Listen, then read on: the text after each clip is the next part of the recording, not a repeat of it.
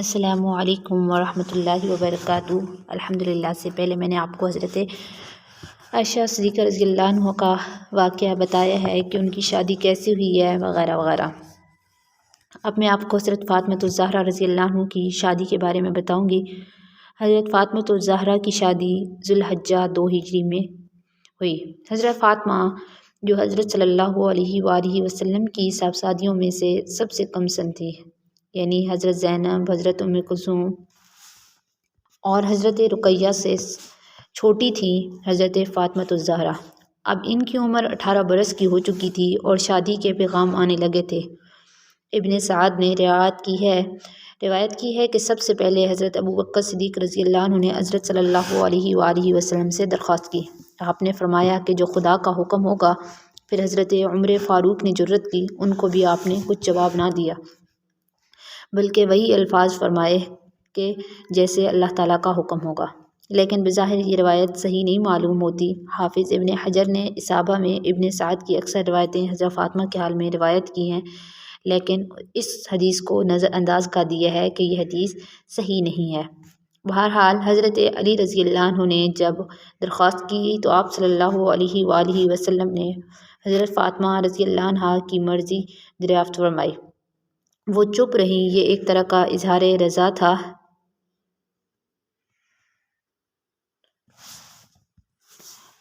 آپ صلی اللہ علیہ وآلہ وسلم نے حضرت علی سے پوچھا کہ تمہارے پاس مہر میں دینے کے لیے کیا ہے؟ بولے کچھ نہیں۔ آپ صلی اللہ علیہ وآلہ وسلم نے فرمایا اور وہ خطیمہ زرق کیا ہوئی؟ جنگ بدر میں ہاتھ آئی تھی۔ عرض کی وہ تو موجود ہے۔ آپ نے فرمایا بس وہ کافی ہے۔ ناظرین کو خیال ہوگا کہ بڑی قیمتی چیز ہوگی، لیکن اگر وہ اس کی مقدار جاننا چاہتے ہیں تو جواب یہ ہے کہ صرف 125 روپے کی زرہ کے سوا اور جو کچھ حضرت علی رضی اللہ عنہ کا سرمایہ تھا وہ ایک بھیڑ کی کھال اور ایک بوسیدہ یمنی چادر۔ حضرت علی رضی اللہ عنہ نے یہ سب سرمایہ حضرت فاطمہ الزہرا رضی اللہ عنہا کے نذر کیا۔ حضرت علی اب تک حضرت صلی اللہ علیہ وآلہ وسلم کے پاس ہی رہتے تھے۔ شادی کے بعد ضرورت ہوئی کہ الگ گھر لیں۔ حضرت حارثہ بن نعمان انصاری کے متعدد مکانات تھے، جن میں سے وہ کئی آپ علیہ الصلاۃ والسلام کو نذر کر چکے تھے۔ حضرت فاطمۃ الزہرا نے حضرت صلی اللہ علیہ وآلہ وسلم سے کہا کہ انہی میں سے کوئی اور مکان دلوا دیجیے۔ آپ صلی اللہ علیہ وآلہ وسلم نے فرمایا کہ کہاں تک؟ آپ ان سے کہتے شرم آتی ہے۔ حضرت حارثہ نے سنا تو دوڑے ہوئے آئے کہ حضور میں اور میرے پاس جو کچھ ہے سب آپ صلی اللہ علیہ وآلہ وسلم کا ہی تو ہے۔ خدا کی قسم میرا جو مکان آپ لے لیتے ہیں مجھ کو اس سے زیادہ خوشی ہوتی ہے کہ وہ میرے لیے رہ جائے۔ حضرت انہوں نے اپنا ایک مکان خالی کر دیا۔ حضرت فاطمہ الزہرا رضی اللہ عنہا اس میں اٹھ گئیں۔ شہنشاہ کونین صلی اللہ علیہ وآلہ وسلم نے سیدہ فاطمۃ الزہرا کو جو جہیز دیا وہ بان کی چارپائی، چمڑے کا گدا جس کے اندر روئی کے بجائے کھجور کے پتے تھے، ایک چھاگل، ایک مشک، 2 چکیاں اور مٹی کے 2 گھڑے تھے۔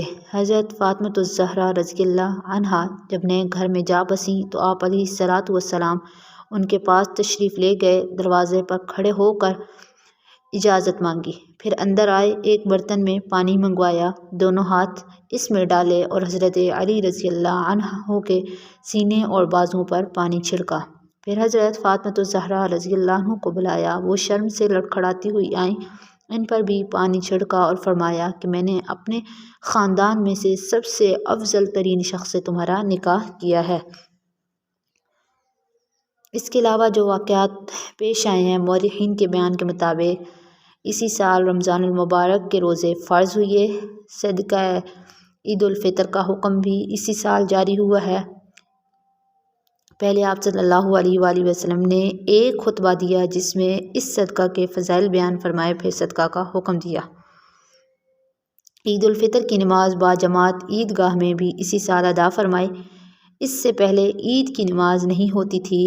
ارباب سیر کی ترتیب کے مطابق اسی میں غزوہ بنی قینقاع کا بھی انعقاد ہوا ہے، یعنی غزوہ قینقاع بھی اسی میں ہوا ہے۔